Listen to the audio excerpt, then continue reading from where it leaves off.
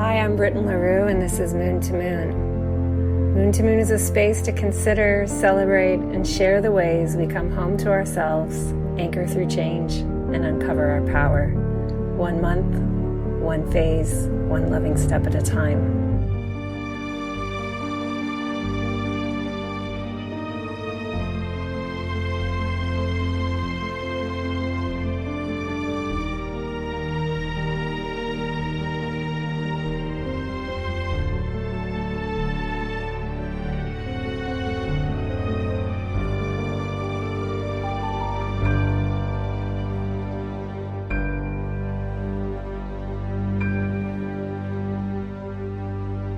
Hello, Moon to Moon. It's Britton, and I've got another episode for you from the Unshaming the Houses series that I'm doing all fall. Technically, it started in the summer. My dream was to have 2 to 3 houses per month, and so far that's unrolling right on time. I'm really proud to be sharing this conversation with you, with the astrologer Erin Kelley, who's my guest for this one. I'm going to tell you more about Erin and the episode in just a minute. I want to be sure you know that Cave Space, my annual Scorpio class, is coming back again this Scorpio season. So we begin on October 22nd, which is in less than 2 weeks. This is one that I've been doing every year for a while. This will be my 4th iteration. I started it because I'm obsessed with Scorpio and the Plutonic underworld storytelling, underworld myths. I'm just soul level resonant with Persephone and Inanna, and I wanted to build a space that could include, in a kind of synthetic way, astrology, the tarot, mythology, trauma-informed skill sets, and storytelling that helps us go to these deep, intense spaces while holding a frequency of play, good humor, performance, ceremony, and big cackle energy. By that, I'm referring to a kind of throat back laugh that gives no fucks. And every year I see this as kind of like a artistic happening. I do a lot of lives for Cave Space so that I can be really emergent and in gathering with those who get turned on by these types of topics. It's like for those of you attracted to the gruesome, to what's underneath that rock, can't help but want to check it out, even if it's kind of scary. We just go there. It's the go there of going there spaces. And it's only 1 month. For me, this is one of my shortest containers. Everything beyond Cave Space is at least 3 months. So it's like a gentle time commitment while being a very deep and potent space in terms of its impact. So I'm encouraging you, if you feel attracted to what I'm saying here, are you turned on? You kind of like are a yes at Scorpio, or you are not, you know? If you're feeling excited by this space, by this frequency, please, you go to the link in the show notes. You can just go to my website, brittonlarue.com, to courses, and then you'll see Cave Space. The doors to enroll open on Wednesday. I guess that's the 16th. Let me check. Yes. And then they'll close. The last day will be on the 21st, the day before Scorpio, last day of Libra. So hope to see you there. It's super, super fun. It's definitely got a really great energy. I think because it's, Mars, Pluto dominant in there, it's just like sexy, charismatic, fun, erotic.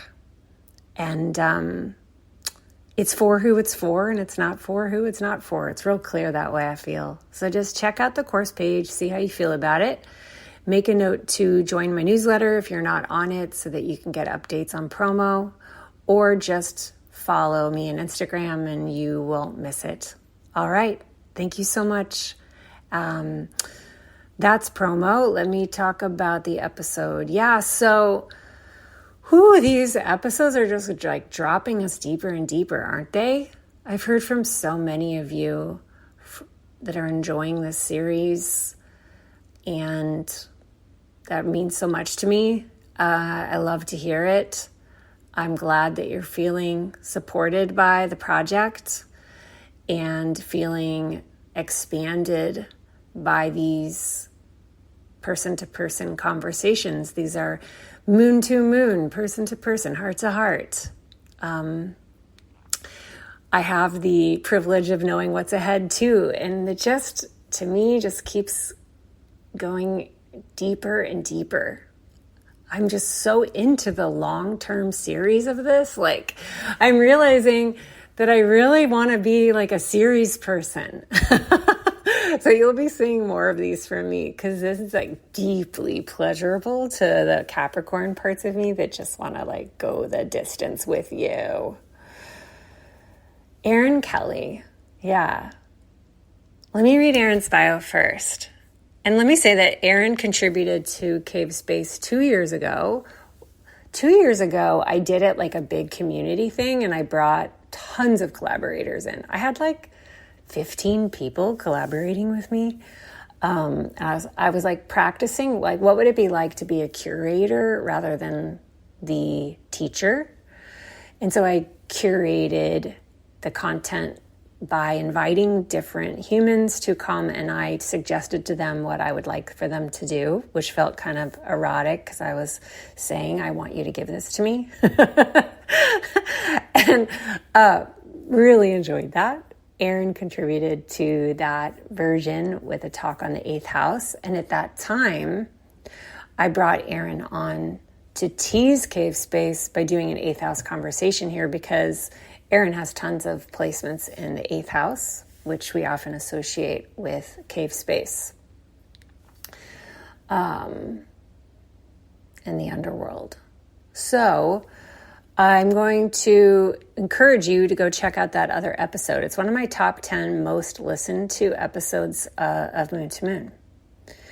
I've known Erin for years now. Erin's a longtime member of my community. I'm not her astrology teacher, but I've known Erin through my magical containers. Let me read her bio. Erin Kelley, she, her, is a writer, devotional astrologer, and esoteric strategist with a feral heart. Her intuitive gift of right timing is the essence behind her work, affectionately called Slow Magick. Erin believes desire is holy.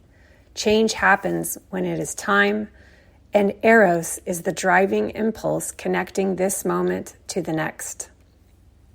With an 8th house stellium, Erin is known for helping others find and effectively utilize their resources. She especially loves using astrology and rituals to assist cycle breakers in building new beliefs, experiencing more satisfaction, and creating space to thrive. Before leaping into her second act, Erin spent more than a decade creating award-winning go-to market strategies for some of the world's biggest names. She now uses her intuitive and results-oriented analytical skills to develop practical and effective recommendations for working with the subtle realm in everyday life. You can find Erin at slowmagick.com, at slow.magic on Instagram, and The Nature of Invisible Things on Substack. Such a beautifully written bio, Erin. I attest to all that to be true. In my capacity of knowing Erin came into the first cohort ever of the Magician's Table, my spring offering. It's a magical space for magical practitioners, and joined it again the next year. And then last year was in a leadership role in the Magician's Table as one of the 13th readers. She was also in Vulture Coven, which was like a sibling project of the Magician's Table last fall. And I just really appreciate the humility and willingness to learn and willingness to keep dropping down, down, down deeper into the core of her essence that has so much to give. I've watched as countless human beings express their gratitude to her for the kinds of spaces that she holds. She has tremendous abilities with astrology. As I said, I wasn't her teacher, so I can say that, and it's not bragging. Erin's held space for me. Many of you may have heard me talk about how her bone set, she channeled the plant bone set from my chart, and created a meditation that I do every week to hold myself through a lot of change and growth and visibility and leadership expansion, which has just been incredible in this year when Saturn's back and forth on my sun. And I don't invite people to the role of 13th reader unless I deeply, deeply trust them with my whole body. And I trust Erin Kelley. And I trusted her to have a conversation on what astrology calls a bad house, the house of bad fortune. What do we do about that shame language, y'all? We do not shy away from discussing it. So I look forward to hearing from you if you want to share how you're enjoying these episodes. If you love Moon to Moon and you've never written a review, I would love it if you would offer one today. Thanks so much and enjoy.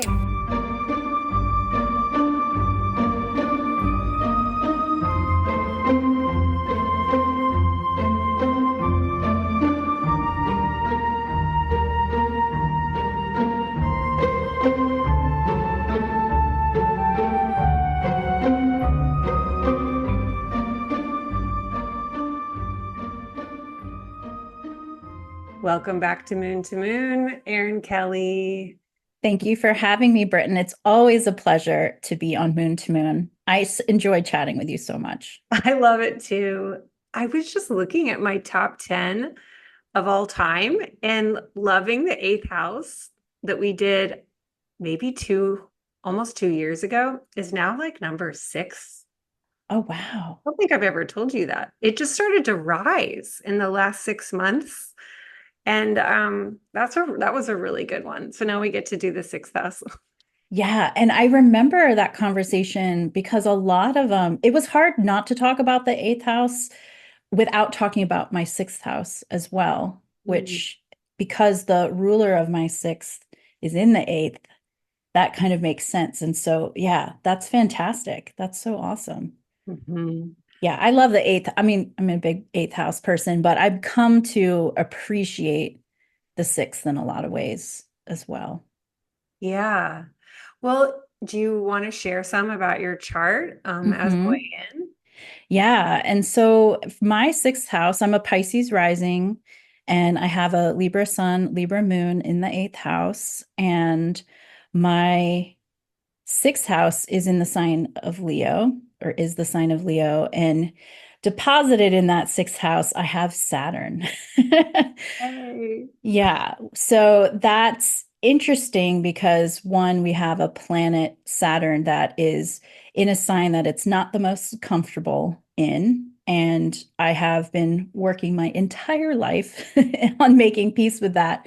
But then the house of Leo as well is ruled by that sun in the 8th, which is also conjunct Rahu, which is the north node. So I was born 8 hours before a partial solar eclipse. And so I have that kind of eclipsey type energy. And if we think about like what a strong Leo would be, it would be a sun that wasn't in a dark house, that wasn't being eclipsed, that all of these things. And so it's been an interesting kind of dynamic to sit with and work within. And then there's also some of this like strange accidental dignity because Leo ruled by the sun in Libra, and then Saturn is the exalted ruler of Libra. And so there's a little bit of uh, dignity in that way. And because they're joined by sextile, which means that my eighth house is, 2 houses away from the sixth house, the sun can also see Saturn technically, even though they're not in aspect by orb. And then Saturn can also see the sun. So there's a little bit of communication that's available.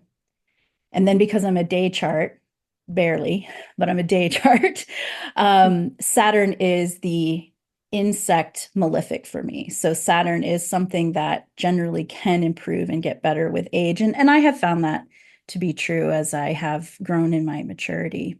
And so that's a little bit about that. And then I have loosely approaching a square with Saturn, I have Mars in Scorpio. So Saturn's sitting around 15 degrees of Leo, and then Mars is at 9 and change. And so it's a loose orb, but definitely I have felt that from time to time. Yes. So, and then let's see, your chart ruler, Jupiter is in Taurus, if I remember. Correct. Yeah, it's in Taurus.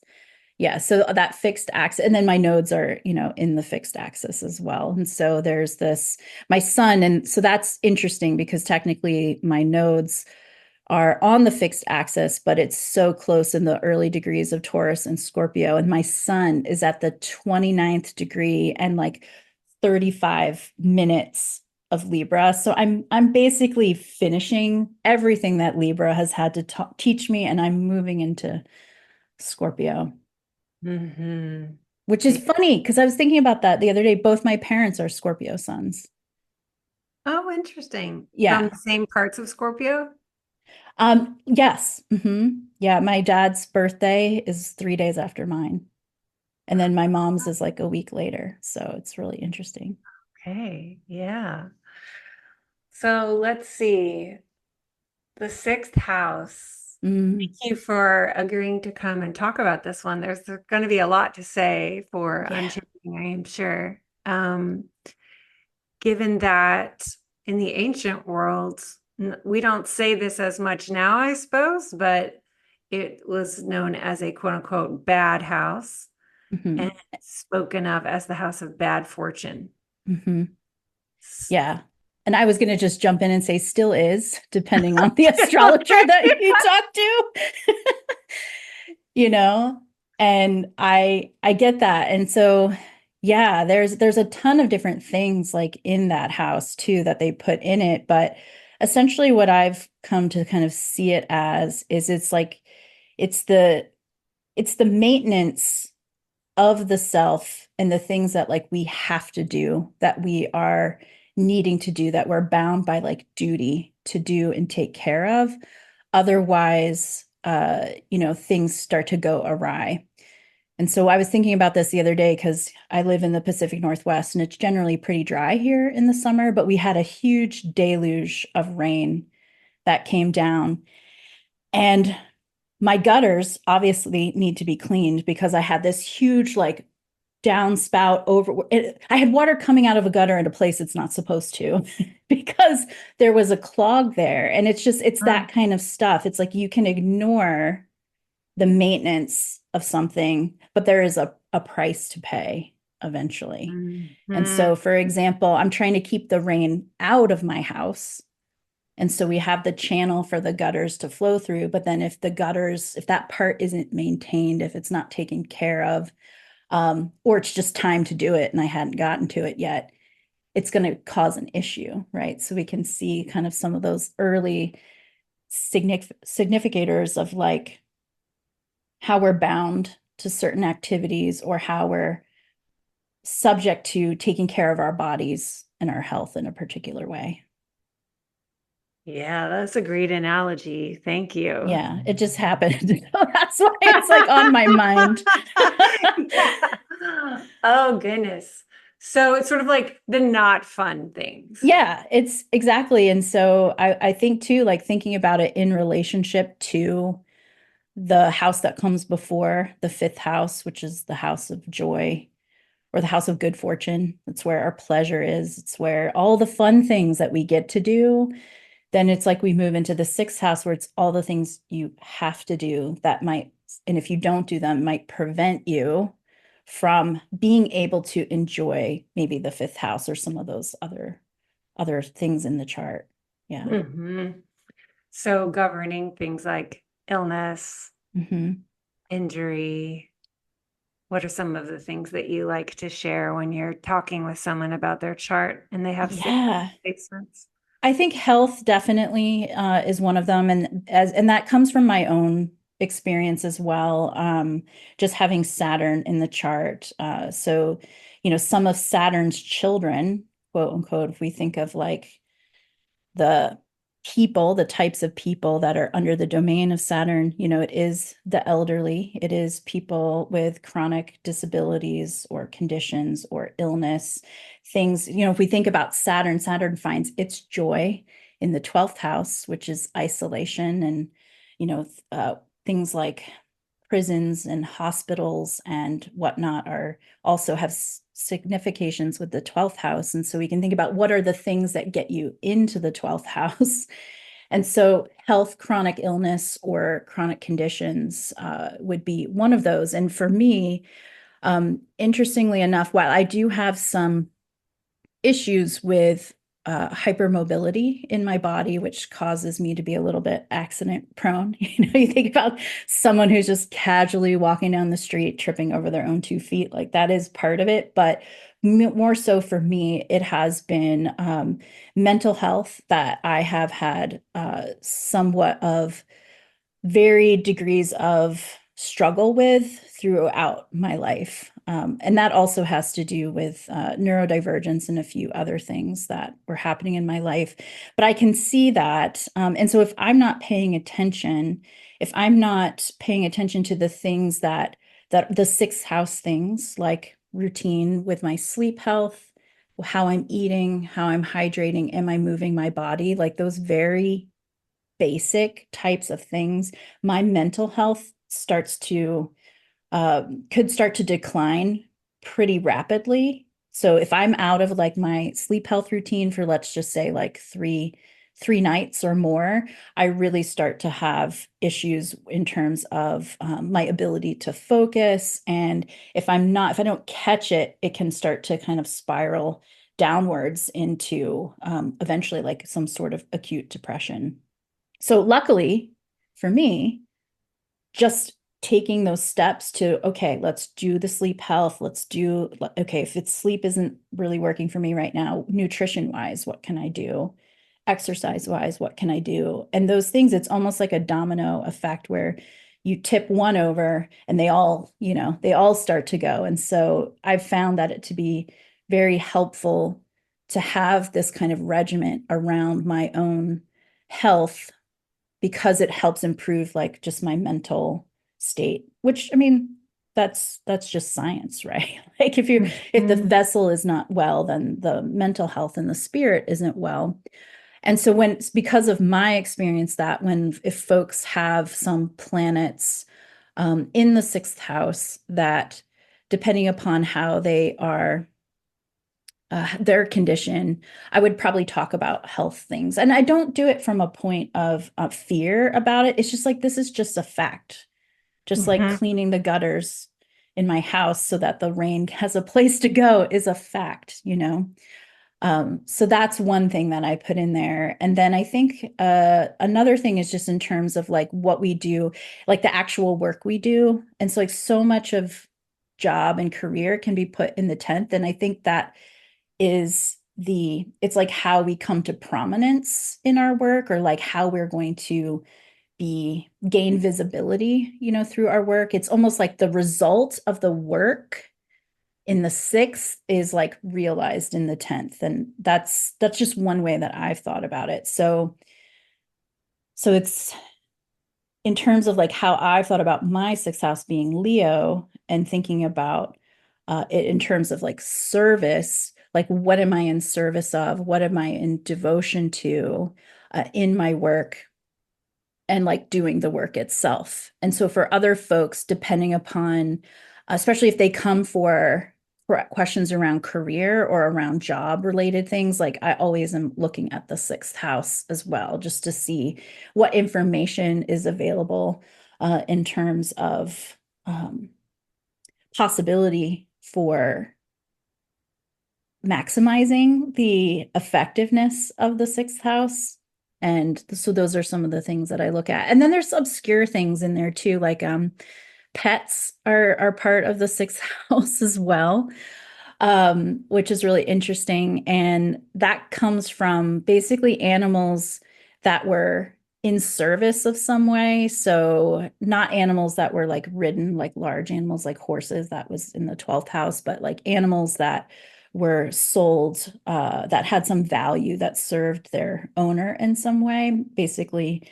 And now we can see that in terms of pets too, smaller animals, because like cats and dogs now provide companionship, and they serve that like very particular role, which is really cute and really sweet. And I love small animals. I love all animals, but yeah, I definitely am a pet person, And like the dog will like lick the food off the floor that, Yes. dropped, and that's really helpful. Yeah. And so that's basically where I start with the six with folks, is just like looking at the condition of the condition of the house based on its ruler, and then who's in the house and what are they doing and how are they aspected as well. Who's in the house? Yeah. And I'd say the one thing, like when you reached out to me and was like, do you want to come talk about the sixth house? And I'm like, try and stop me, but one of the things that popped into my head was, and I've never watched this show on the regular, but have you ever heard of that show by Mike Rowe called Dirty Jobs? No. Basically, it's a show where he goes into these jobs that are just quote unquote dirty, in terms of like cleaning out the inside of a tanker truck, or cleaning certain things like that, basically provide maintenance that makes our whole world work and go around. These are the folks that are doing typically difficult, sometimes not seen jobs from in terms of like recognition, but they're integral to like making our world work and our world go round. And so I think one way that we can kind of see this, that happened when the pandemic began and everything kind of came to a halt, all of these folks that drive trucks and deliver groceries to the grocery store, people who provide our medical care, people, all of these types of things, our systems started to break down in a way.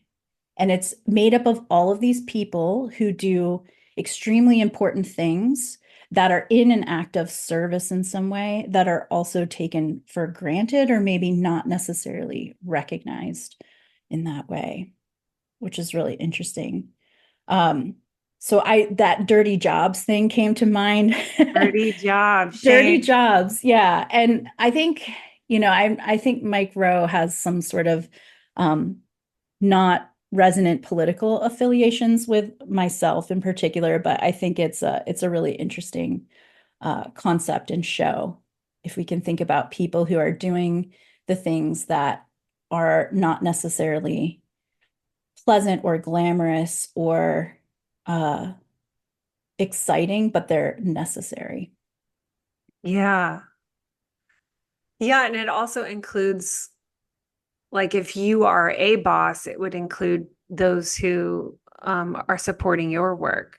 Yes. Yeah. And so like we think about the evolution of the sixth house had connotations with for slavery in traditional astrology. And that was basically you could become a slave in lots of different ways. One was just like through war, through the people were considered part of the bounty that was captured along with like gold and other resources, people. And so they could be brought into having to serve someone else. And then if those people that were enslaved had children, those children were born into slavery as well. And then also, I think folks could, as collateral when they needed a loan, they could offer up themselves and their family as collateral. And so if they couldn't pay the loan, then they would become indentured to the people that gave them the loan. And then eventually this moved into the peasants of medieval times that were working in the fields for the Lord, that for the ability to feed their own families and grow their own food. And then that morphed into the kind of the industrial age where a lot of folks went into factories. And so we can see like people were moving from factories and then to more conventional ways we think of service now, like when you go to a restaurant and someone waits on you and whatnot. And then now we have corporations and bosses, and it's just about being your livelihood being dependent upon serving something over you in a lot of ways. And I've thought about that a lot. Yes, talk about it. Yeah, because my whole yeah, and that's what's really interesting about like my experience of the sixth house is with Saturn there.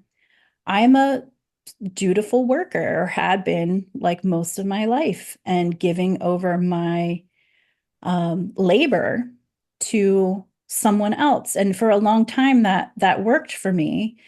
And then suddenly it didn't. And what actually made it stop working for me was that my health actually started to become affected by the hours that I was keeping, or the just the sheer demand on my time left me with basically little else to take care of the very basic things that I need to take care of for my mental health. And I'll never forget 2020, or it wasn't 2020. Yes, it was 2021.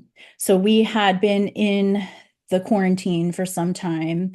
And, I worked from home like a lot of people did. And then in the spring of 2021, things kind of started to, people were trying to like open back up again and get, people out in the world again so that we can stimulate the economy. And I just remember my job was like, okay, I live on the West Coast. They're like, we'll need you in DC for a meeting. And after months of not going anywhere and having really dominion over my sixth house in a lot of ways, even though I'm still beholden for the paycheck, my health had started to improve, my sleep had started to improve, and my body, I had the loudest no rise up out of my belly into my throat when I was told I needed to get on a plane again. And that was then that I put in my note. I at first asked for some time off, and then they're like, it's not really a good time right now. And I was like, okay, well, here's my resignation then. Because this no, and it wasn't a logical answer. Like my body didn't say, you're headed for a heart attack, or you're headed for a mental breakdown, or you're headed for a stroke. But it was that type of urgency that came up into my awareness. And I'm like, I don't know what this is, but I've never heard it that loud, and I am going to listen. And so it's interesting to think about like what I was trading for the security of which very valid, and a lot of us do. I was trading my own health and wellness if we think about it on like a large scale, for the profit of someone else. And that's a lot of like what we see in the sixth house, like the dirty jobs are dirty jobs because there's usually something hazardous that is involved. And so we can think about it that way. If you have to climb into a tiny space in order to clean it where there's not much oxygen or there's, pathogens involved or something like that, like that's biohazard type thing. Like I think about people that go and clean up after uh, climate events like Hurricane Katrina. There were a lot of folks that came and cleaned up without proper safety protections or protocols. And now they're having health issues because of the mold or like whatever else, the asbestos, all the things that came out of the building that got into their system. And so that's a very like sixth house type of situation as well. And now folks know a little bit more about this stuff and like why it's important to have these protections. But these types of like very difficult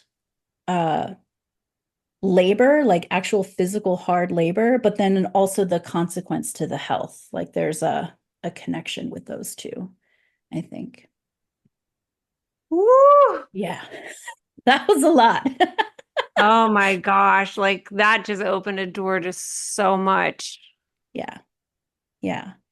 And I look at too, like just the way folks are treated in that way. Like my partner has a sixth house sun. Their Saturn is also in the sixth house, and they are a groundskeeper at a local college. And it is work that they are very good at and they enjoy doing. But one of the reasons they do this work is that they are actually a musician. And this provides them the mental space and the time to be able to focus on their music, which is their art form, and then also still have like the stability of, having a job that's necessary to do.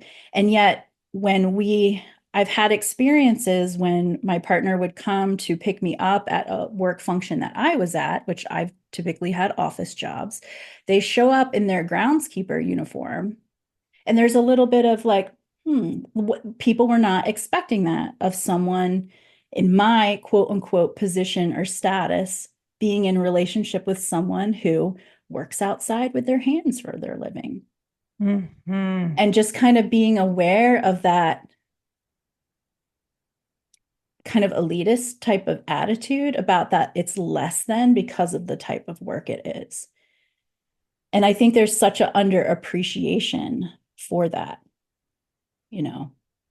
And then too, like in their case, it's really interesting because they come from a family of people who worked in service of some way, family members that were teachers, social workers, and actually in France where they started, they did landscaping and groundskeeping, but it was a social program, a social wellness program. And so the people that they actually made the crews up out of were folks coming out of some type of issue with developmental disabilities, drug addiction, and or psychological impairments of some sort. And it's like, hey, they are well enough to now work and do a job and want to work.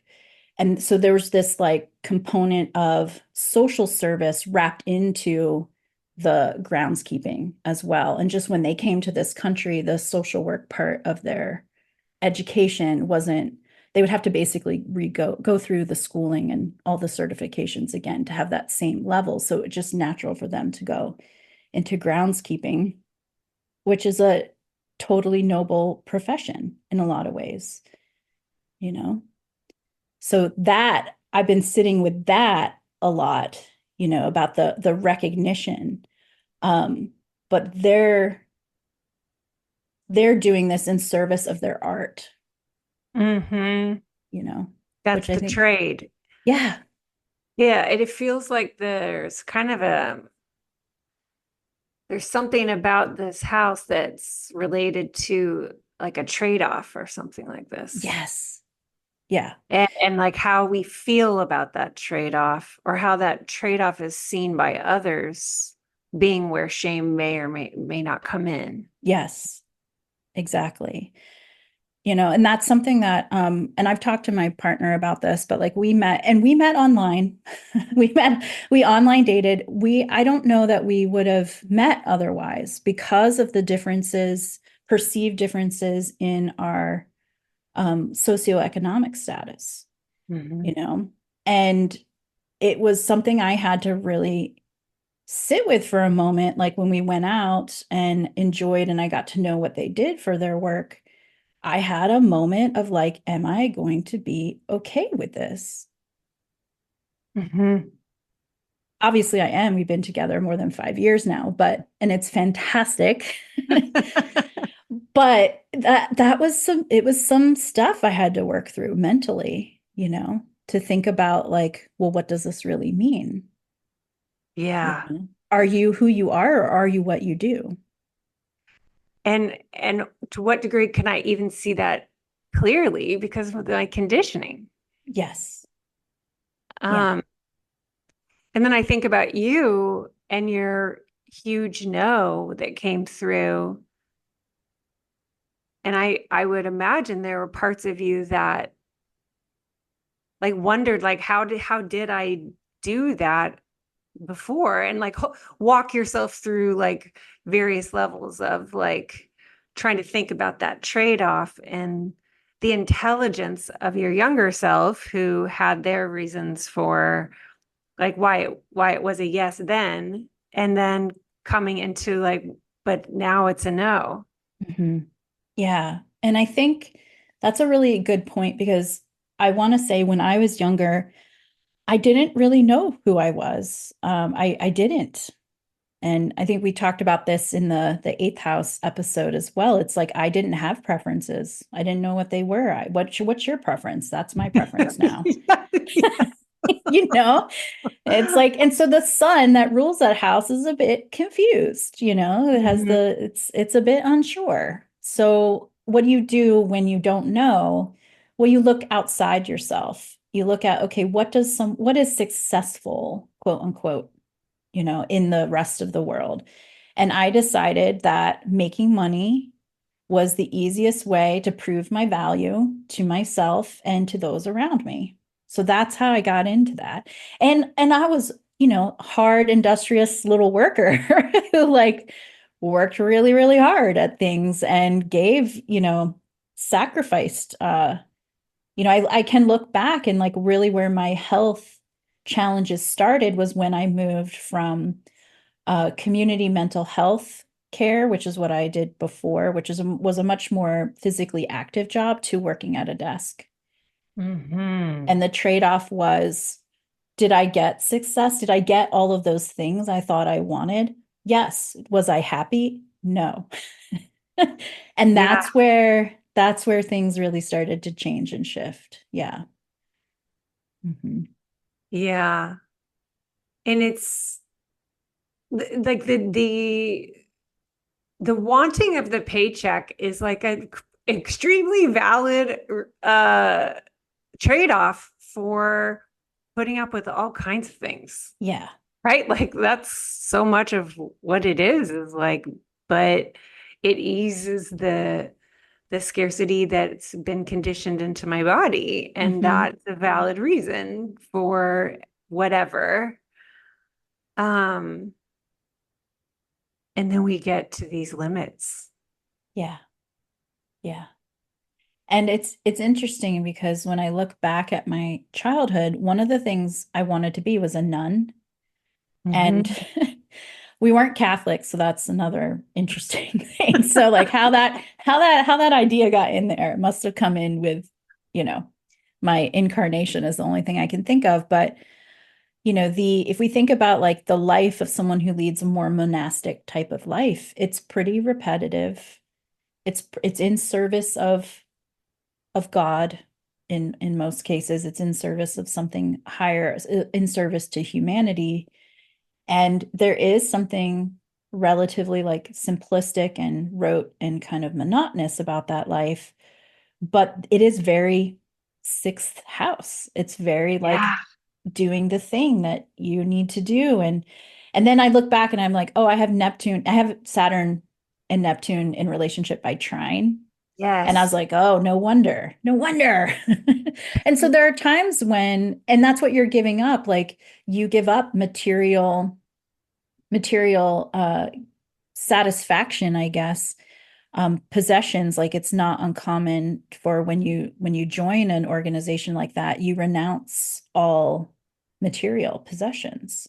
And in exchange, you're given housing and then you're put to work. Like you're part of making the nunnery or the monastery function, you know?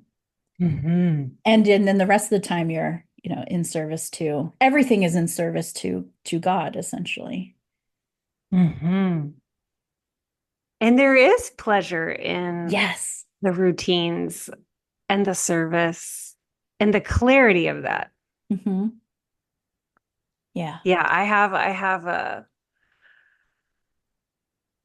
I wouldn't say nun fantasies as much as like mystic in the wilderness fantasies, Yes. which is a different lifestyle, I suppose, but equally solitary and in service to very like an ascetic experience. Yeah. Ascetic or ascetic? Ascetic, I I think, but ascetic. I it often sounds mix them very up. close to aesthetic. Yes, Aesthetic, true. aesthetic. So it's funny. The ascetic is aesthetic in many ways. Hmm. But yeah, it's funny.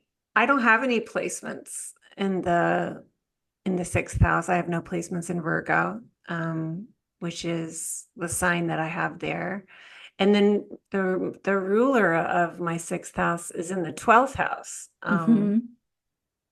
in Pisces. And I feel like for me, the what I'm learning at midlife, is that there's a sacred, a deeply sacred relationship between my spiritual life and my body life, like my eating, sleeping, shitting, fucking, like, did I get these things in today for my body?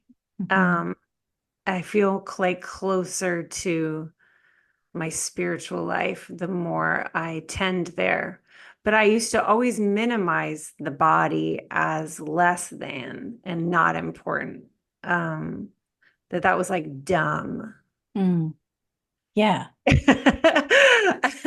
But um, as I get older, I more and more feel that it's actually the center of everything.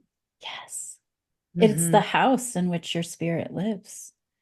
I think Hmm. on earth anyway, like Yeah. and same, I lived my life from the neck up until I was 34. Yeah. I lived in my head and I didn't think about the body. The body was something I was at war with. I didn't like Yep. how it looked. I didn't like how it felt sometimes. And, and the judgments that was placed on me because of how it looked or how it functioned or didn't function. I always wanted to be I always just had such an appreciation for like athletes that were like at the peak of performance. Like I get into and still do into the Olympics whenever it's Yes. on because you're just witnessing the all of this drama and this like skilled performance like in the physical body, which is something that I just never felt connected to. And I had this like idealized version of the body and like what it should be. And mine wasn't that. And that's all I knew. And so therefore, well, gosh, my mind's pretty great. So we'll just focus on that. And then I've had of recent just this reconciliation of like, no, I'm here on earth in this physical form. And that is sacred in of itself, no matter like what it looks like or what the conditions it comes with and whatnot.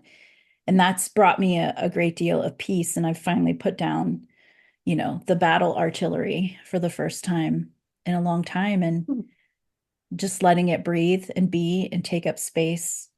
And yeah, there's such an association between like the Virgo and Pisces, like in your chart in particular. And then like I was thinking too, because Mercury is in your 12th and, Mercury being the psychopomp that travels between the worlds, and how there's part of you. that has to physically be here. So you have a place to come back to, Oh. you know? Oh, thank you. I I like feel that. that. I do too. Um, it's like this sacred choice to be here, um, is how I feel Virgo helps me. It's Mm, like this commitment to being here.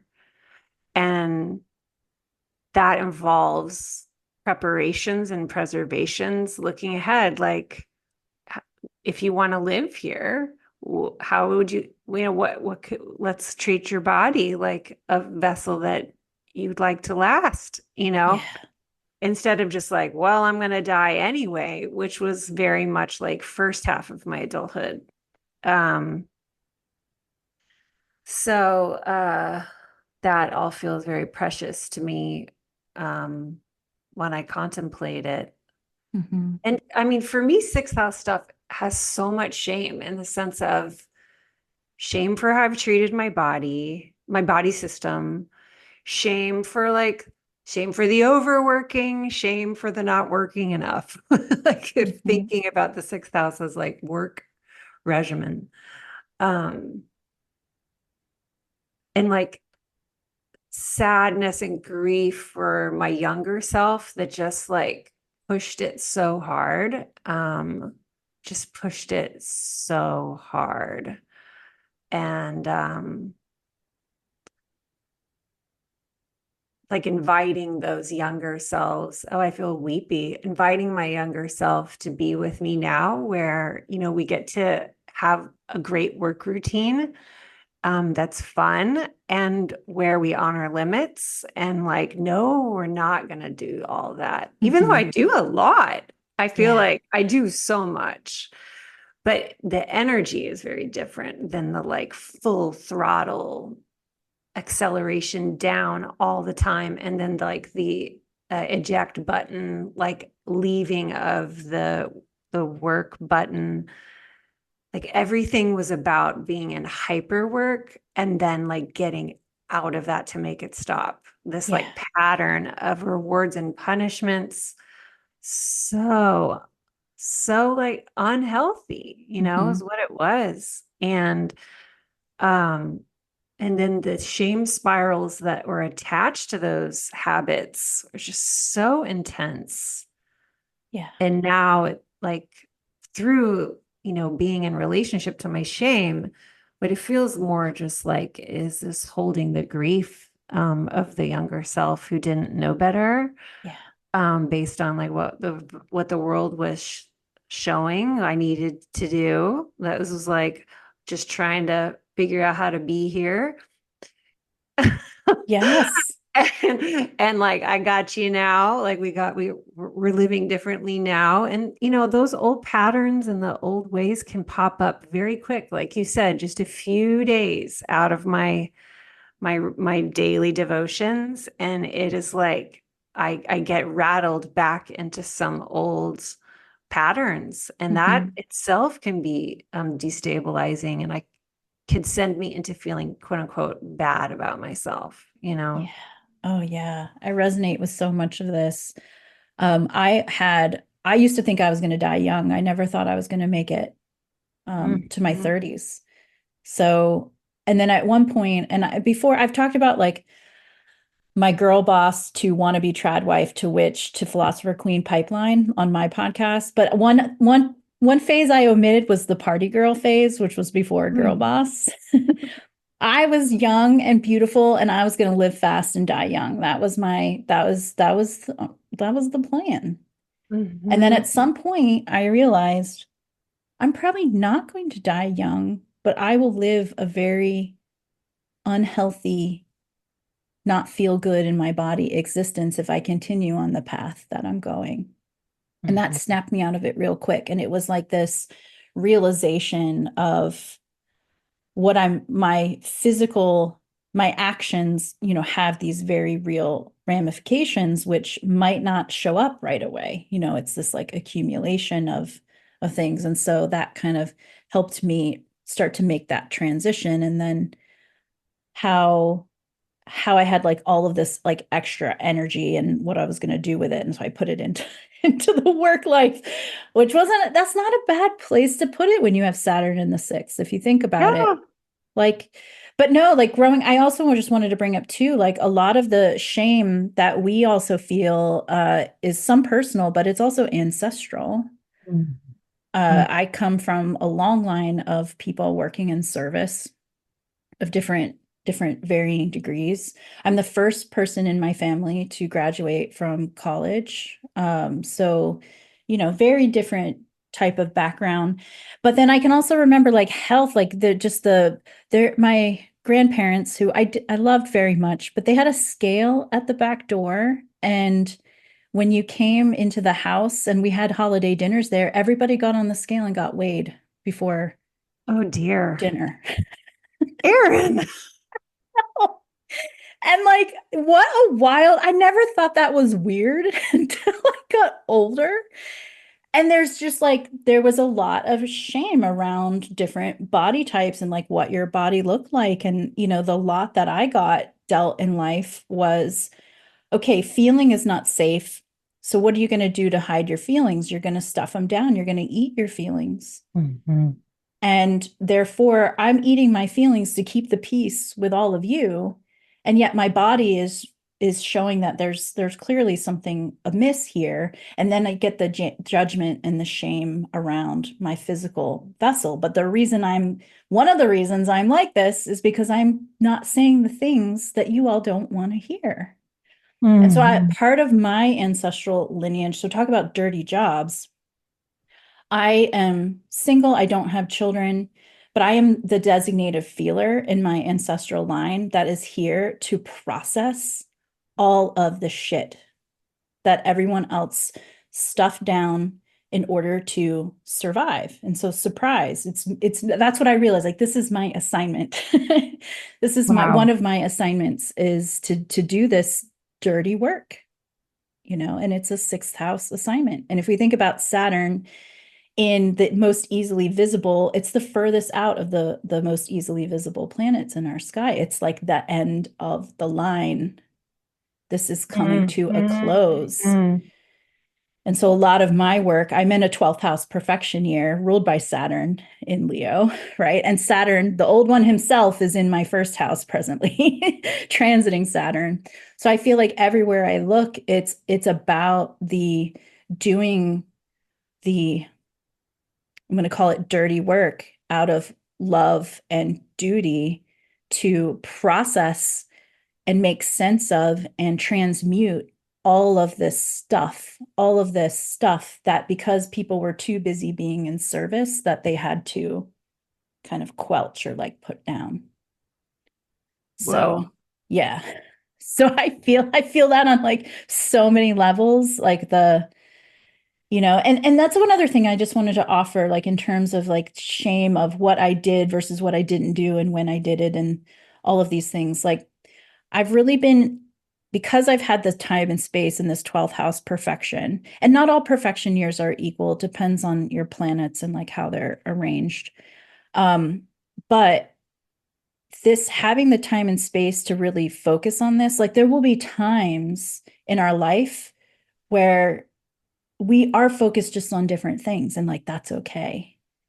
but Sure. ev- but Mhm. eventually like we come back to the place where now it's time to really focus on health. And I feel like this as a Libran person who's always seeking to harmonize with everything and bring everything into balance or attempt to, that's it's almost like it can get kind of be like an obsession of trying to make sure everything is fed and watered and taken care of. And it's not always realistic. Yeah, that's a really good point. But oh my gosh, I'm loving the dirty jobs theme. Oh my goodness. I was really feeling what you're saying there. Yeah. I feel so many people are in that work for their lineage in this Mhm. lifetime, at least that come into my orbit. Definitely. I mean, I came into your orbit and then I think my part of, and it's interesting because like when we take a step back, like way far back or up, like we can see how these things are all connected. Like my no, it was time for me to move into like more of this active work with what I'm exploring in the timing of my life. And like the framework of how I've done that has been astrology. It has been really freeing to see some of the things that I used to internalize were my fault or something I did, as in this is a pattern or an expression expressed through the chart. And then there is also this divine timing to this great big cosmic clock in the sky. And that if I can work to align myself with that, then not only may I possibly fulfill my natal promise, but my whole life might feel a little bit more filled with grace or with ease because I'm not going like against the grain and going with it. Yeah. And it's interesting to think about how you were speaking about the dirty jobs as being largely invisible or like kind of unseen labor. How often in our family system, if we're the ones doing the dirty work, so to speak, it's unseen and unappreciated and even disliked Oh, and totally. actively problematized, I sometimes feel myself just like, man, let's remember how this is worth it. Because it can feel so lonely holding that and Mhm. not feeling appreciated. Mhm. Yeah, I'm not popular in my family for sure. Like I'm making peace with some of this, and I've realized like my true work is in terms of that is within myself and reconciling. Like I no longer need to shove my doctrine down other people's throats. So that's helping. That's so funny. It's like my personal mission to make everybody understand. And it's like, no, I just need to really focus on myself and offer what I need to offer. But yeah, there is, when you are working on these things and reconciling these things inside, it can, when you're breaking down a belief that has been commonly held over generations, when you start to accept a different truth or what it is to you or change that, it starts to crack the foundation for everyone else who has bought into that. Not always. Like there is healing and reconciliation that happens throughout this process, but I'll just say when you accept the parts of self or the work that you've been given, um it's somewhat destabilizing for everyone else in your family. And then two, if it is, if we bring some of the modern interpretations of the sixth in, where it's more like the psychology around being um in service of something, or there's a word I'm looking for that I can't quite land on. But this sometimes like the family, like being restricted or um, burdened in some way, like the thinking about like how belief or like belief that's passed on can be a burden as well to like be to have to carry that or have to like move against that or like self-expression, sharing like the truth of oneself was one that I've been working through, like in terms of my family. And it was best not to rock the boat. Don't stand up too tall, don't get noticed, keep your head down, keep towing the line. And Yeah. that's what keeps you safe. And that becomes something you're enslaved to. Yeah, what it's making me think about is like how um like if the boss is in the room with you, you might act differently than if you were left alone to work, right? And like, what are you a boss? Like, who's the boss of you, Mhm. basically? And thinking about it in terms of like how I treat my body, like that kind of like the police of the male gaze, or at least the police of the male gaze as taught to me by my mother, who was like a stewardess who had weigh-ins, and a model who had, it's like severe constriction around what she could eat in order to please the gaze. Then that conditioning coming in so intensely as I was growing up, like, what does it mean to care for my body in ways that are like, how do I even figure out how to love my body separate from the male gaze that is my boss, Yes. has been such the path of like my middle adulthood. It's like you can kind of sub in like what is the boss of how you serve your own health. Mm-hmm. Like Yeah.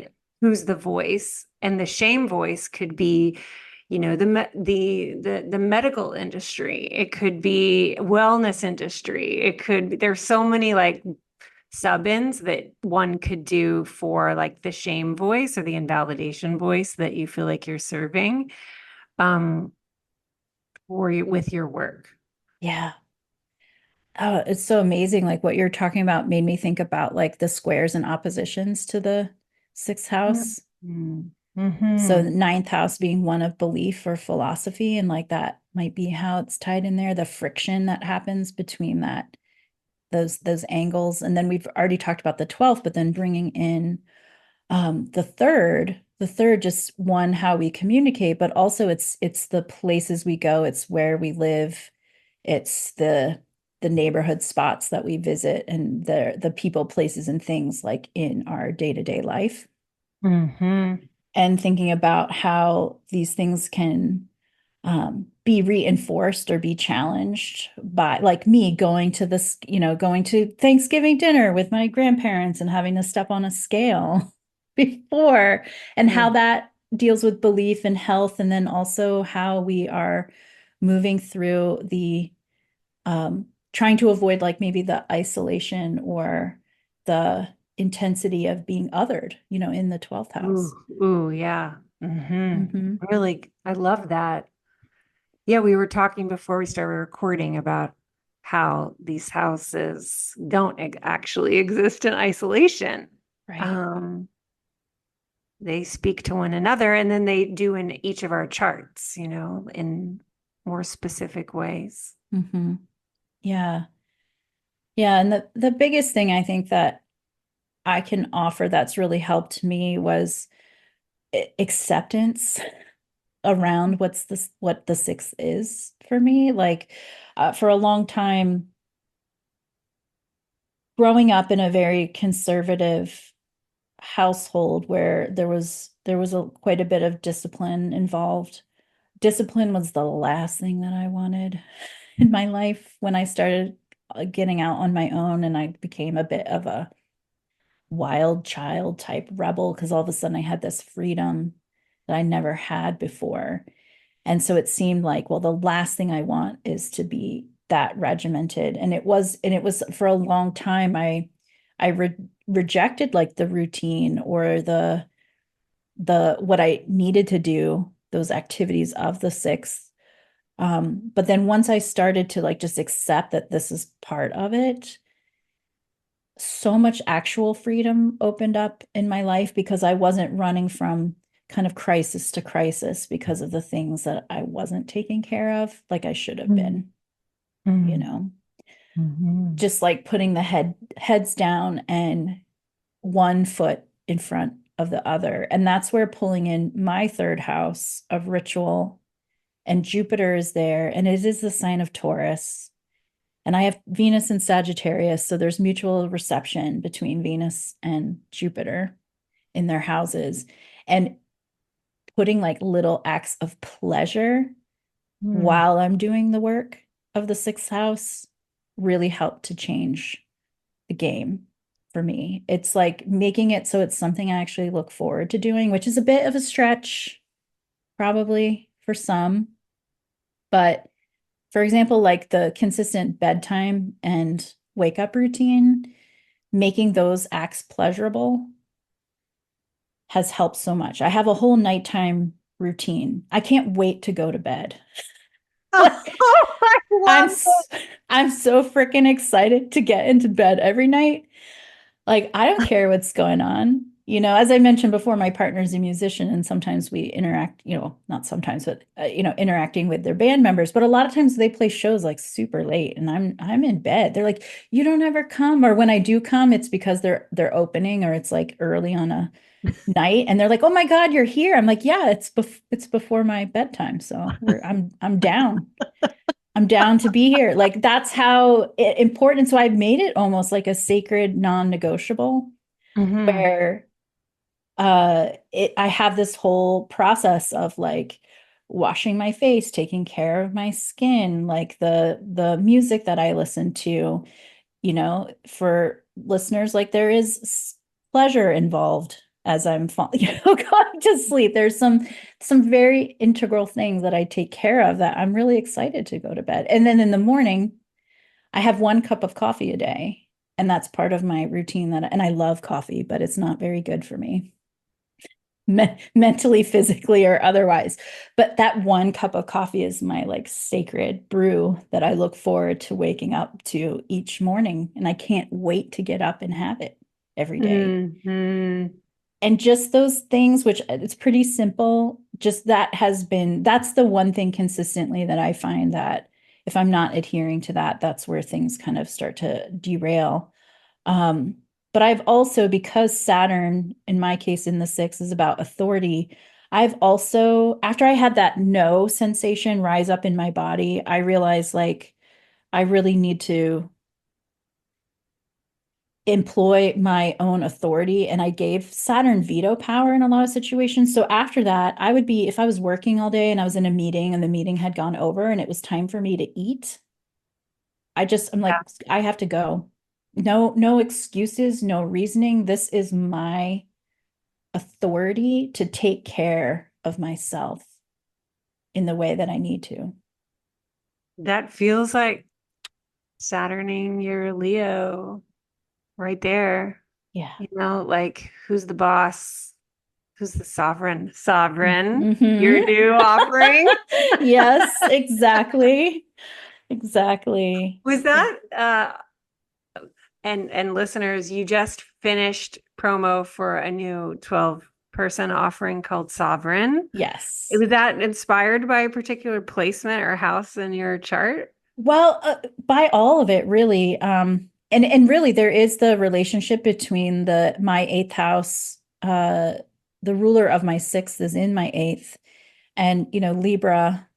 I have my sun, as I've mentioned, my sun and moon are in Libra, but my Mercury and my Pluto are as well. So I have a nice big stellium in the eighth house. And when I say big, it's not necessarily the number; it's just the gravitas that it has. Mhm. If you think about like the weight, if you've ever done that exercise where like you stand in the middle of your birth chart and you kind of imagine all of the placements around you, and if you can feel like mine, when I do that, it's like like it's like this big magnetic pull like to the eighth, because the cosmic weight of the sun being there, the two luminaries in the chart. And so figuring out like who I am, I want to be of service. I've always been a helper. I've always wanted to harmonize my environment, and trying to figure out who I am, how I can serve myself and continue to be of service to the world. At some point, there was this idea of, well, shoot, if pretending who I thought I needed to be got me into this mess, the mess being my life and the conditions, the circumstances I found myself in, perhaps being who I am will get me out. This is the thing. So for a year, soon it'll be 1 year since I left my corporate work, which is funny, synchronous with me going into this 12th house perfection and kind of digging through my 12th house and finding all the things that I put there that are actually really useful and like integrating them back into the self. Actually being in practice of doing the things I want to do and the way I want to express, and like showing up in my life to claim like who I am, that Aries part of myself, which is where my Chiron is opposite my sun. Mm-hmm. So it's like, and it was just this idea of it's not easy when you go to, well, this has been my experience. It's one thing to heal the inner children. It's one thing to have tea with your demons. Those are all beautiful things. And there's a internal reconciliation that happens. But then every time we step out in our life and we don't change the action as a result of that integration, it's like rejecting them all over again in some ways. It's Yeah. not quite that dramatic, but you're more aware of like the self-betrayal, and it's not easy. We don't get it right all the time. There's that fight, flight, freeze, fawn. Well, I wanted to introduce not just fight, flight, freeze, fawn, but frolic. And so, I love it. so sovereign is about making different choices from that place of rooted authenticity, the practice of it, and not making a choice from something that's rooted in fear. And, unconscious belief, both conscious and unconscious, determine a lot of the choices we make. And when you are in a place and you're not quite sure of how to figure out you have an unconscious belief working in the background, I have kind of worked out my own way of intuiting that in my practice and environment. And then sovereign, I'm sharing that with other people because I did it for myself, but now I need to see how this works for other people. And so this first iteration of sovereign is very experimental. It's already metamorphosizing. And so the next edition of it, it's going to continue, but it'll be slightly different based on the folks that are using it in the container and like their experience of it. And the whole idea is like, my way is not the way. Your way is and I know this too, from a lot of like the work that you do. It's not about copying me. It's about finding your own way. This is how I found mine. Totally. Yeah. So I'm really excited about this program because really my life started to shift and change in a much more realistic way. And then when you are moving through these change, it's all of a sudden being present with all the stuff that you used to push down or push away or relegate somewhere else, like to the 12th house, sitting with all of that, Totally. You helped me so much with my going into the year of Saturn on my sun that listeners may have heard me talk about across different episodes of this year. When I go into my 12th house perfection, I'm going to book a reading with you to see what comes through for support, since you're just ahead of me with that one. I'm so excited. And I think especially with such a 12th house signature in the chart, it's going to be so beautiful and pivotal. And I was actually talking about this with another 12th house friend of mine, Jana Barrett, about just the 12th. And they are also going in their 12th house perfection next year. And I'm like, oh my gosh, I've had such a great time. And then they're like, oh, well, where's your Saturn? I'm like, Leo. And so I had this really nice resonance of like the joy. What is the joy of Saturn? Mm-hmm. And that was a big mind shift, unshaming of how let my Saturn have the fun it wants to have. And the fun it wants to have is some of this work that's not so easy. Oh, I love it. Yeah. I wanted to say something too that relates to this idea of sovereignty, especially if you have a helper identity. Oh, yeah. For me, like, as my business was growing, I was seeing kind of sixth house evidence of disorder. With so much that I wanted to do, it was clear that I would benefit from having an assistant, right? Like someone who works for me and is serving my business, because like can't respond to all the emails, like doing a lot of the admin and like project management stuff can get really overwhelming when you're trying to do it all yourself and you have a lot of ideas and you're a really creative person. But I mean, it's been like a multi-year healing process of allowing myself to become a boss, right? Because the terror of being a bad boss, the fear that I can trust someone to support me and support me in the ways that I want to be supported.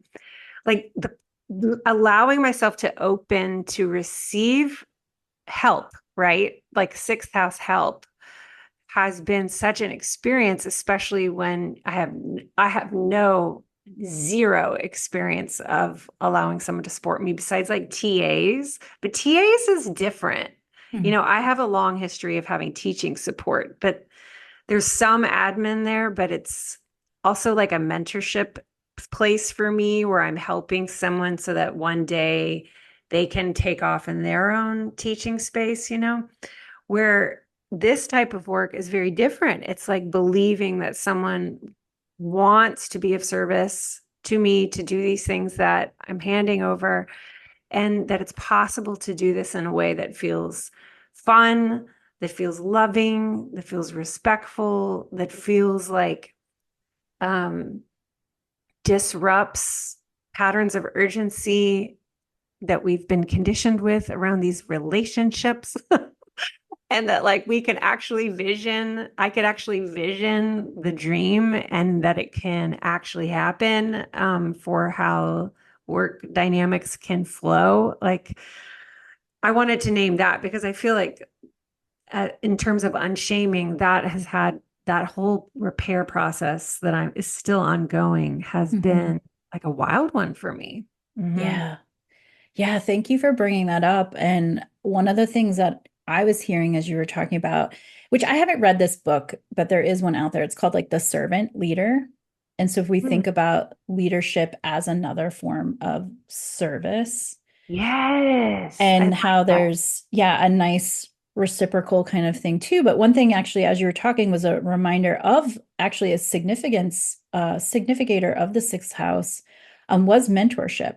Like that Mm. also started in the medieval time. Like people would come and in exchange for um housing and food, they would learn a trade. So it was like the original internship with someone who has no experience whatsoever, but they're like an extra set of hands that can come in and like, and so in the exchange for room and board and this service, they also got to learn a skill. And so even though that kind of is more on like the TA side of things versus like Apprentice, yeah. yeah, like the apprentice, and then also this idea of servant leader. So I think both, are very relevant and resonant, with the sixth house. And the most important lesson I ever learned about leadership happened to me very early when I was working as a server in a brewery. We had, and I was coming out of, I was, in college age, I worked there, and I just remember the management there was just so wonderful. They taught us very early on, they're like, shit's going to happen. The meal is going to be wrong. The customer is going to be in a bad mood.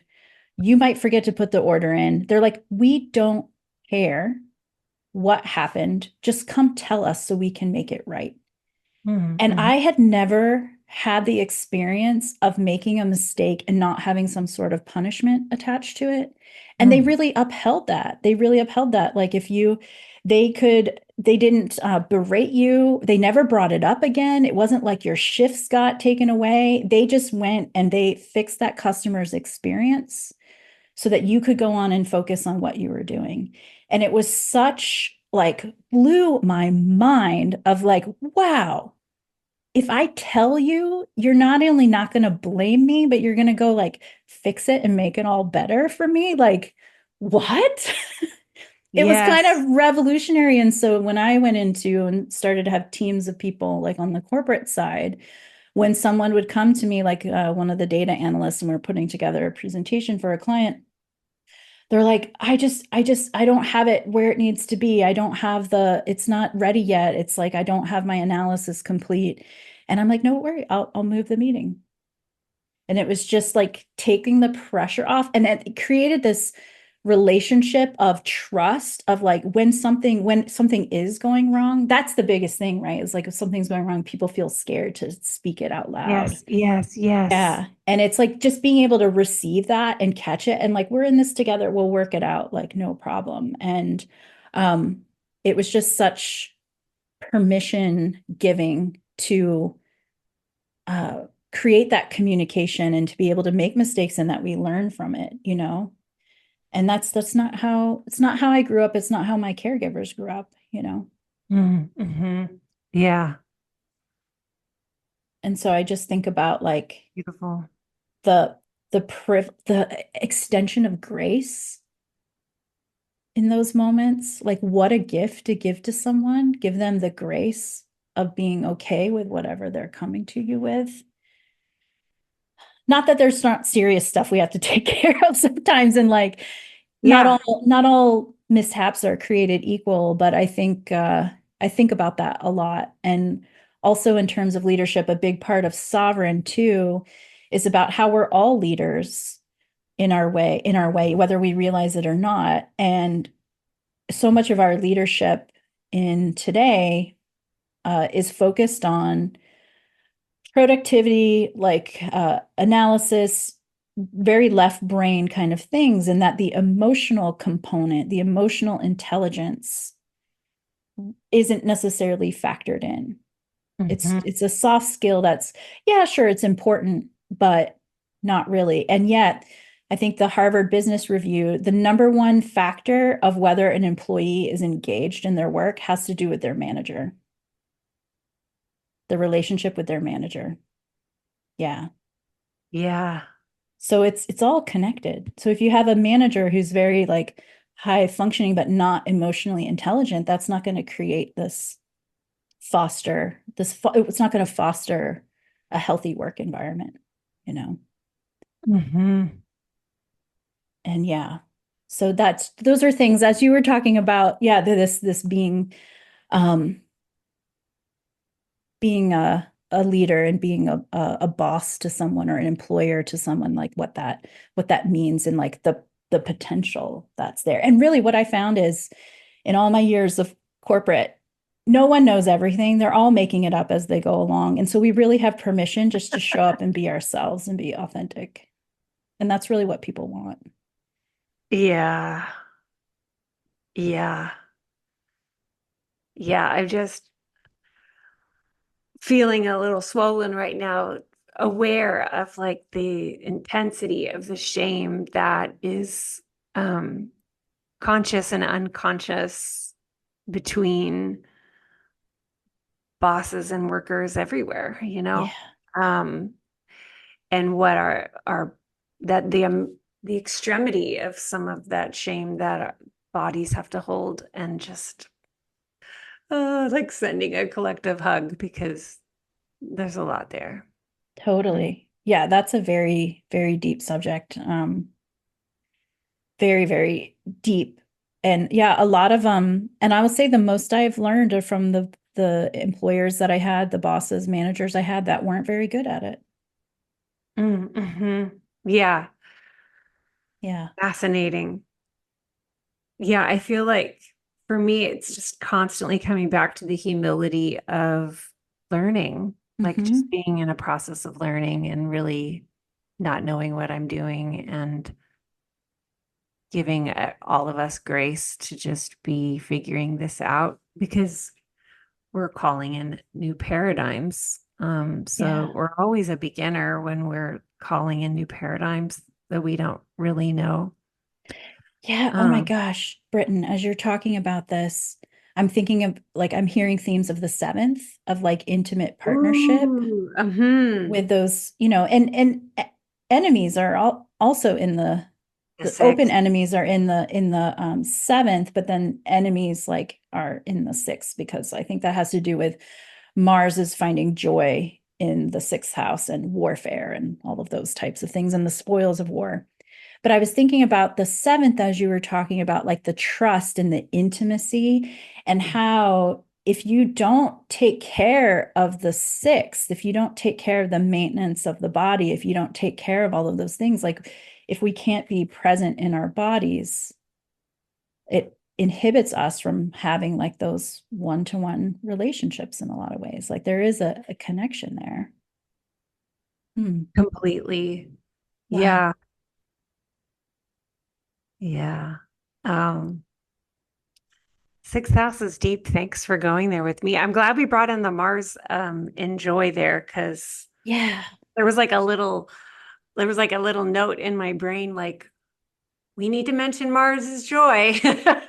Yes. I always found that sort of confusing. But it does seem to connect to the historically to the warfare piece and Yeah.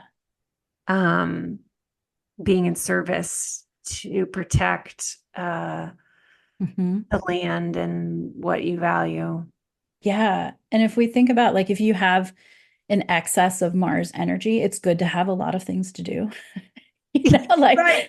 be very productive. Like I can plow that field and seed it all in one day today. It's like not a problem. You have like I enjoy when I'm very activated with my Mars. I do tend to do more physical things or have the energy to do it. And yeah, you can I actually can't think of anyone that I know personally with Mars in the sixth, but I just imagine there's this just having like the energy to do all the things, like to be very, especially if the Mars has some dignity in that house, like if it's in domicile or if it's in exaltation. And I think about too, like about having to do the things we need to do. My grandmother actually was born in the United States, but the daughter of two Polish immigrants that met on the boat on the way to the US and fell in love and then got married and they were poor. They were poor, super poor, so poor that when my grandmother graduated high school, she enlisted in the army and she was a bike messenger in World War II. She was an Aries sun, so that I do know. And so there's this military aspect of like, now, not that she rose high in the ranks, but she met my grandfather in the army, and their wedding picture is actually both of them in uniform, which is really amazing and sweet. And so there was some benefit to that, but it's this, the military is another form of service in a lot of ways, like service in the protecting of the country and all of those things. But you're actually you're serving the country, becomes the boss, if you will, in a lot of ways. And so I think that's like an interesting designation of that as well. And then in terms of thinking about just like it is said and I don't know quite who said this, I would have to go look it up, but that, Mars does delight in accidents. And like Yeah. and that type of thing. And like so you can kind of see that. And with Mars, my Mars is slightly approaching a square with my Saturn. Like I have Uranus conjunct my Mars as well, so I do have to be careful of acts. I can't be walking around not embodied when I'm in the world, because I will hurt myself. I have to pay attention. Yeah.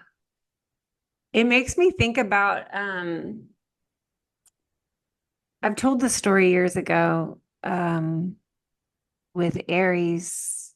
I think anyway, I'll get to the point. When I was first entering what I would call like my spiritual path that I've been on, which is about 7 years now, it's like Saturn cycle. I went to this talk by like a local medicine man in Hawaii who's from a long lineage and of like I can't remember if he was an herbalist or what it was, because what mattered in the talk was he was speaking about people tripping, looking at their phones while they're walking, and they're driving and they're not paying attention to what they're doing. And then he got very like steely, like you could feel his energy get focused in. And then he looked at us and said, "You have to fight for your life." And he like slapped his hands together. And I felt like in that moment, like tears welled up in my eye. They started to blurt out because I knew that I wasn't fully like paying attention, you know? Yeah.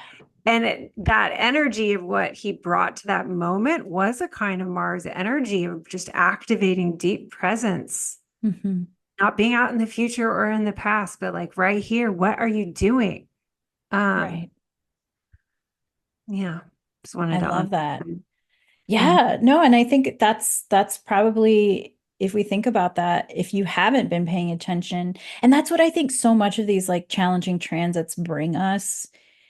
Um, we can be proactive in our life. And what I mean by proactive is like just living it and being in reflection of it. And in this instance of making meaning for you in your life. Mm-hmm.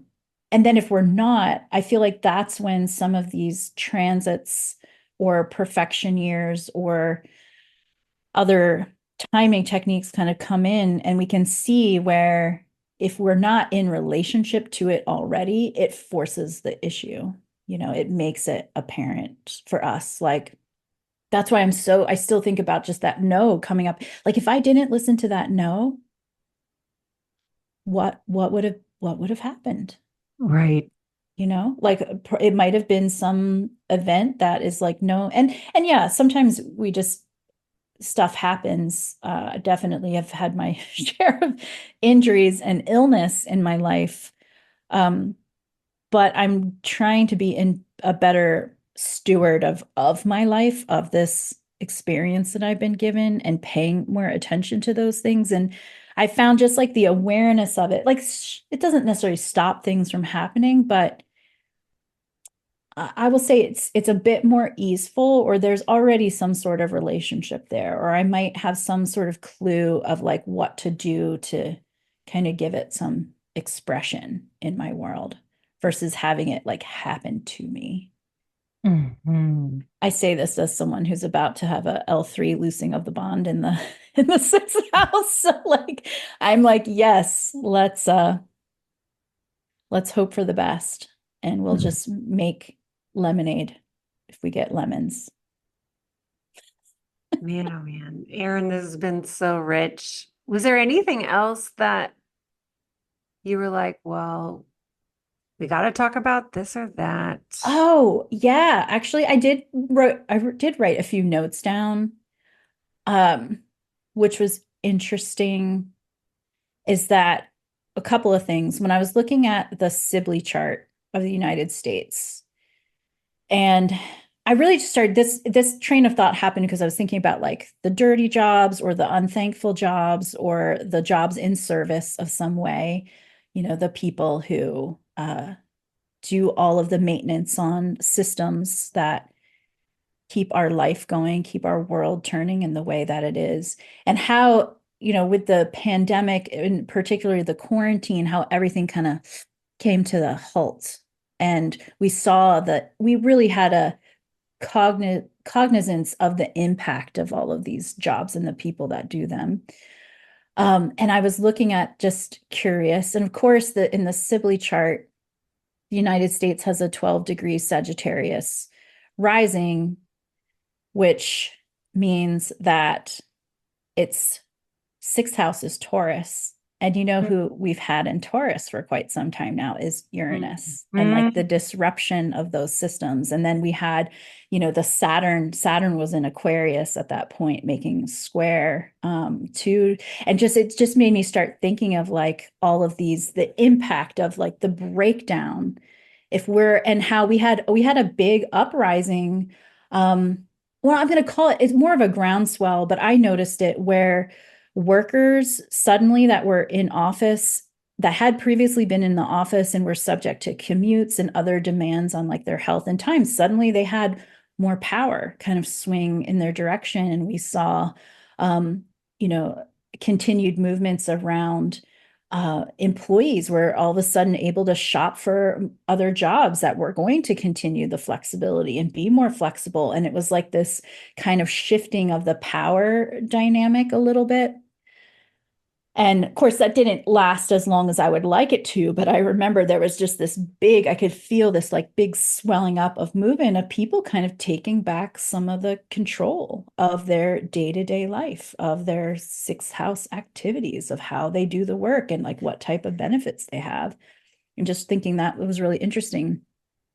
And then there was the other thing that made me think of the sixth house. And so one of the other, as we mentioned, like illness is one of the significations of the sixth house. And it's usually like, you know, tends to be more on like the chronic side or the illness that's a result of like not taking care of oneself. So for example, I think a good one is like brushing your teeth. If you don't brush your teeth every day, bacteria grows, plaque grows, tooth decay starts to happen, perhaps bone loss starts to happen, and like, you know, you lose your teeth and then you lose your ability to eat, and you can kind of see the flow of things there. But it also so it's basically like unseen, it could be seen things like warfare, you know, like a war coming to where you live and having to deal with the loss of property, of life, of like whatever else, and illness that comes with that. Like we see that in Gaza right now with the humanitarian efforts of not being able to get the nutrition or the medicines that they need, that is having a real sixth house impact on their health. So there's that, and then there's also like the unseen pathogens. So like, you know, the COVID virus, like all of these other types of epidemics and pandemics, and these kind of unseen pathogens. And the one thing that when I was thinking about that stuck with me was a quote from Paracelsus, which was basically, it translates to the dose makes the poison, and how everything in our life, if we get too much oxygen, we get too much water, like all of those things in some way, shape, or form could be toxic if you have too much of it. And like the dose makes the poison. And so a lot of our modern medications come from plants that are poisonous, like the yew tree. The yew tree has a compound that's used in cancer treatment, but the yew tree itself, if you were to ingest certain parts of that, it's poisonous. And how it's like just enough of the poison can also be part of the cure. And just thinking about that in relation to the sixth house, and how maybe sometimes the thing that we're avoiding, the thing that we don't want to do, the thing that we're trying to get out of might actually be the thing that holds what we've been looking for the whole time. So good. Yeah. Yeah. Thanks for taking us on that journey. Yeah. This is neurodivergence in action. Isn't it amazing? Everything's connected. This is true. That could be a sixth house wisdom as well. Yes. Oh yeah. Yeah. It's incredible. I just love the frame of reference I have for my life now. I've talked about this before a few times. It's just like, yeah, I'm no longer trying to suppress all the ways that I don't fit in with the way things have always been done. And that's a very like Leo Saturn in the sixth too. I'm just going to do it my way. Yeah. And I'm okay with My that. way. Yeah. Thank you, Erin. You're so welcome, Britton. This was so much fun. Thank you for having me to chat about the sixth house. Why don't you tell everyone where they can find you? Well, I am on the internet at slowmagick.com is my website, and that's slowmagick.com. And then I'm also on Instagram at slow.magic.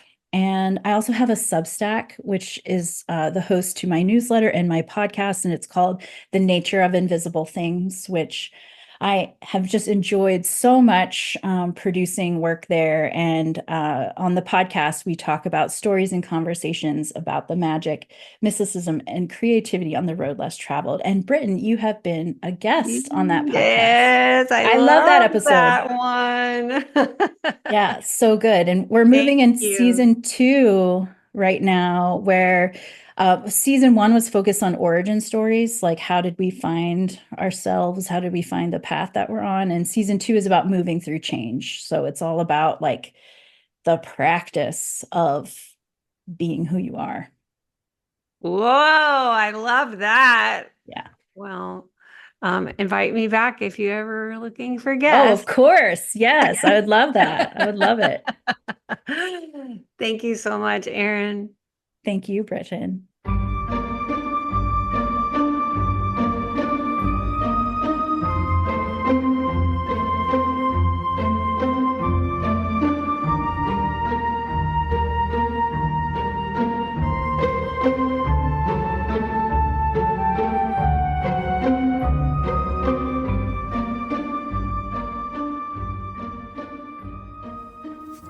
Well, well, well, how about that one?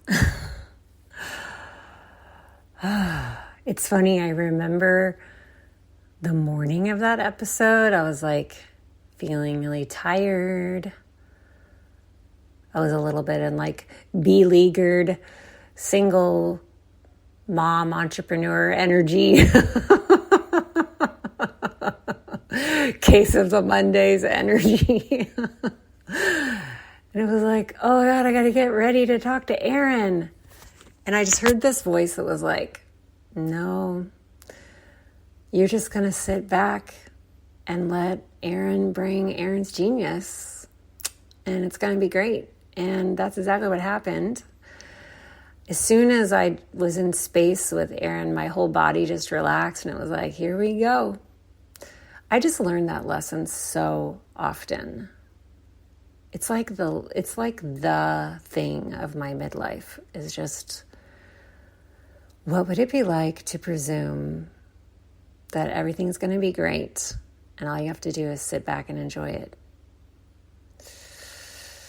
Yeah. Pretty cool. Thank you, Erin, if you're still listening. Thank you so much. That was amazing. Thank you for bringing your big heart and all that wisdom. Listeners, you know where to find the info if you want to find it in the show notes, to connect with Erin, to follow Erin, to listen to Erin. Erin's podcast is awesome. I was on season 1. It's one of my favorite interviews ever. And for those of you who are interested in joining me in Cave Space, stay tuned. Doors open October 16th through 21st. We kick off October 22nd with 5 live meetups across Scorpio season, including on Samhain, November 1st, and at the new and full moons. Everyone who joins gets the recording from me and Luis Mojica, where we talk about the body as the underworld. And I'm going to also be sharing a recording where I'm teaching how I see underworld themes and charts. And I'm also going to be sharing the recording from Unshaming Scorpio from last year because it's a rich one. Because Scorpio as an energy is like very researching, I used it as an opportunity to share everything that I was learning through the research of holding Unshaming the Signs as a project month to month in 2023. And like that kind of, the way Scorpio has this like get to the bottom of it energy, like pierce to the source, pierce to the truth, you know, like I really wanted to let move through me, and that Unshaming Scorpio conversation was more like a transmission than a conversation, to be precise. But I allowed move through me, like, here are the main things I see. And so if you are enjoying my unshaming conversations, like if you really are into the moving to the source of the pain, like that's why I'm so interested in Pluto, and that's why I do Cave Space, because I'm very fascinated by trying to run my tendrils down to like what's under it, though. What's under it? Where's the source? This is the underworld stuff. And this is why Mars is the ruler of Scorpio, is that probing energy. Like, take me to the source. And if you're into that too, then I'm inviting you to join me in Cave Space, because that's what we do together. All right. Until the next one, take care.